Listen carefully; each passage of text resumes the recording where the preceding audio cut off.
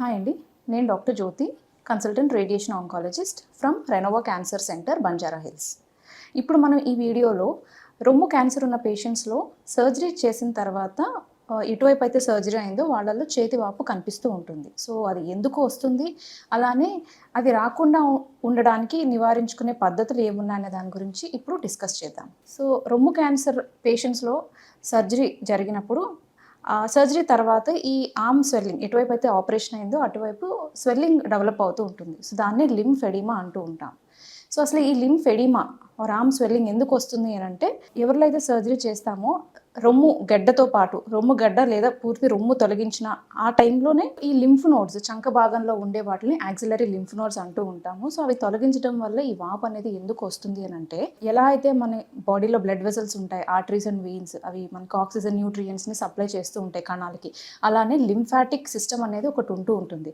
So ఈ lymphatic సిస్టంలో ఏం జరుగుతుంది అంటే, లింఫ్ అనే ఫ్లూయిడ్ మన టిష్యూస్లో ఉండే బ్యాక్టీరియా కానీ డ్యామేజ్ సెల్స్ని కానీ కలెక్ట్ చేసుకొని లింఫాటిక్ వెజల్స్ ద్వారా ఈ లింఫ్ నోడ్స్ అంటే లింఫ్ గ్రంథుల్లోకి డ్రైన్ చేస్తూ ఉంటుంది. సో ఈ లింఫ్ నోడ్స్లో ఏం జరుగుతుంది అంటే, ఈ కలెక్ట్ అయిన లింఫ్ని మొత్తం ఫిల్టర్ అయ్యి అందులో ఈ డ్యామేజ్ సెల్స్ని కానీ బ్యాక్టీరియాని కానీ రిమూవ్ చేసేసి, అట్లానే కొన్ని ఇమ్యూన్ సెల్స్తో ఈ వీటిని డ్యామేజ్ సెల్స్ ఆర్ బ్యాక్టీరియాని ఫైట్ చేసి కిల్ చేస్తూ ఉంటుంది అనమాట. ఇది లింఫ్ గ్రంథుల్లో జరుగుతూ ఉంటుంది. సో ఇట్లాంటి లింఫ్ గ్రంథులు బాడీలో నెక్లో, అట్లానే చంక భాగంలో, ఛాతి భాగంలో, పొట్ట భాగంలో, అట్లానే గ్రాయిన్ రీజన్ గజ్జల్లో కూడా ఉంటూ ఉంటాయి అనమాట. సో అలా యాక్సిల్లాలో ఉండే లింఫ్ నోడ్స్ని యాక్సిలరీ లింఫ్ నోడ్స్ అంటూ ఉంటాము.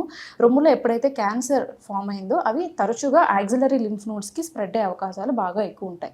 కాబట్టి ఎప్పుడైతే రొమ్ము క్యాన్సర్ డయాగ్నోస్ అయిందో, అట్లానే యాక్సిలరీ లింఫ్ నోడ్స్లోకి స్ప్రెడ్ అయిందని మనకి క్లినికల్ ఎగ్జామినేషన్లో కానీ స్కాన్స్ ద్వారా కానీ మనకి నిర్ధారణ అయిందో, అప్పుడు రొమ్ము గడ్డతో పాటు ఈ యాక్సిలరీ లింఫ్ నోడ్స్ని కూడా తొలగించాల్సిన సిచ్యువేషన్స్ ఉంటూ ఉంటాయి. సో అలాంటప్పుడు ఈ తొలగించినప్పుడు ఈ లింఫ్ ఏదైతే మన చేతి నుంచి పై చంక ద్వారా పై భాగానికి ట్రావెల్ అవ్వాలో, సర్జరీ చేసినప్పుడు అదంతా బ్లాక్ అయిపోతూ ఉంటుంది. సో అట్లా బ్లాక్ అవ్వడం వల్ల ఈ లింఫ్ అనేది చేతిలోనే కలెక్ట్ అయిపోయి వాప్ అనేది డెవలప్ అవుతూ ఉంటుంది. సో దీన్నే మనం లింఫ్ ఎడిమా అంటూ ఉంటాం.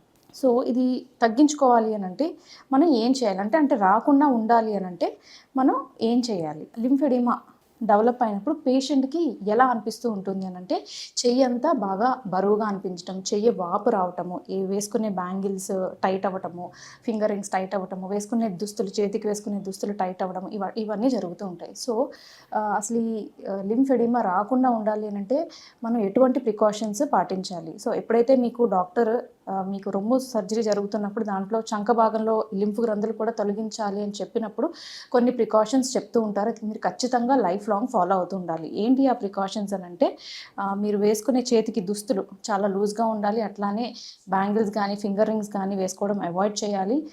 ఎటువైపు అయితే మీకు ఆపరేషన్ జరుగుతుందో అటువైపు బీపీ చెక్ చేసుకోవడం కానీ, బ్లడ్ శాంపుల్స్ తీయటం కానీ, సలైన్స్ పెట్టుకోవడం కానీ అవాయిడ్ చేస్తూ ఉండాలి.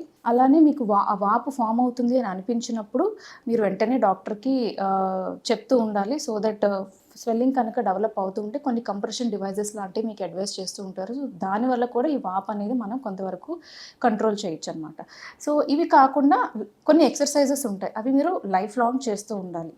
ఈ షోల్డర్ ఎక్సర్సైజెస్ ఇవి వాపు రాకుండా ఉంచుతుంది. అట్లానే ఏదైనా వాపు కొంచెం ఫామ్ అవుతుంది అని అనిపించినప్పుడు ఈ ఎక్సర్సైజెస్ కొంతవరకు దాన్ని తగ్గించడానికి హెల్ప్ చేస్తూ ఉంటాయి. ఇప్పుడు మనం ఏదైతే ప్రికాషన్స్ మాట్లాడుకున్నామో ఇవి కేవలం కొన్ని నెలలు, సంవత్సరాలు చేయటం కాదు, లైఫ్ లాంగ్ చేస్తూ ఉండాలి. అప్పుడే మనకి ఈ వాప్ అనేది మనం లైఫ్ లాంగ్ ప్రివెంట్ చేసుకునే ఛాన్స్ అనేది ఉంటుంది. ఇప్పుడు కొత్తగా కొన్ని సర్జికల్ ప్రొసీజర్స్ వచ్చాయి. అంటే ఎవరిలో అయితే చంకలో ఈ యాక్సిలరీ లింఫ్ నోడ్స్కి స్ప్రెడ్ కాలేదు క్యాన్సర్ అని మనకి క్లినికల్గా కానీ స్కాన్స్ ద్వారా కానీ తెలిసిందో, వాళ్ళల్లో ఈ యాక్సిలరీ లింఫ్ నోడ్ క్లియరెన్స్ అనేది అవాయిడ్ చేసుకొని సెంటినల్ లింఫ్ నోడ్ మ్యాపింగ్ అనే సర్జికల్ ప్రొసీజర్ ద్వారా యాక్సిలాలో లింఫ్ నోడ్స్ స్ప్రెడ్ అయినాయా లేదా అని చూసుకొని, మనకి అందులో లింఫ్ నోడ్స్లో స్ప్రెడ్ కాలేదు అని తెలిస్తే కనుక ఈ యాక్సిలరీ లింఫ్ నోడ్ క్లియరెన్స్ అనేది మనం అవాయిడ్ చేసుకోగలిగితే ఈ లింఫెడిమా అనేది మనము ప్రివెంట్ చేసుకోవచ్చు అనమాట. సో ఎవరిలో అయితే ఈ యాక్సిలరీ లింఫ్ నోడ్స్ స్ప్రెడ్ అయినాయి, ఈ సెంటినల్ లింఫ్ నోడ్ మ్యాపింగ్ అనే ప్రొసీజర్లో యాక్సిలరీ లింఫ్ నోడ్స్కి స్ప్రెడ్ అయిందని తెలిసిందో వాళ్ళలో మాత్రమే ఈ లింఫ్ నోడ్ క్లియరెన్స్ అనేది చేసుకొని సర్జరీ అనేది కంప్లీట్ చేయడం జరుగుతూ ఉంటుంది. సో ఈ sentinel lymph node biopsy or sentinel lymph node mapping అనేది అత్యాధునికమైన ప్రొసీజర్. ఇప్పుడు చాలామంది ఫాలో అవుతున్నారు. ఇది ఎర్లీ స్టేజ్ ఆఫ్ బ్రెస్ట్ క్యాన్సర్స్లో ఎవరిలో అయితే యాక్సిలరీ లింఫ్ నోడ్స్ నెగిటివ్ ఉన్నాయో వాళ్ళల్లో ఈ పద్ధతి ద్వారా మనము నెగిటివ్ అని కన్ఫర్మ్ అయిన తర్వాత ఈ యాక్సిలరీ లింఫ్ నోడ్ క్లియరెన్స్ని అవాయిడ్ చేసుకోగలి ఇలాంటి లింఫెడిమా అనే రిస్క్ని మనం తగ్గించుకోవచ్చు. సో ఇది లింఫెడిమా. అట్లానే అది ఎందుకు వస్తుంది, దాన్ని ప్రివెంట్ చేసుకునే ప్రికాషన్స్ ఏంటి అనేది.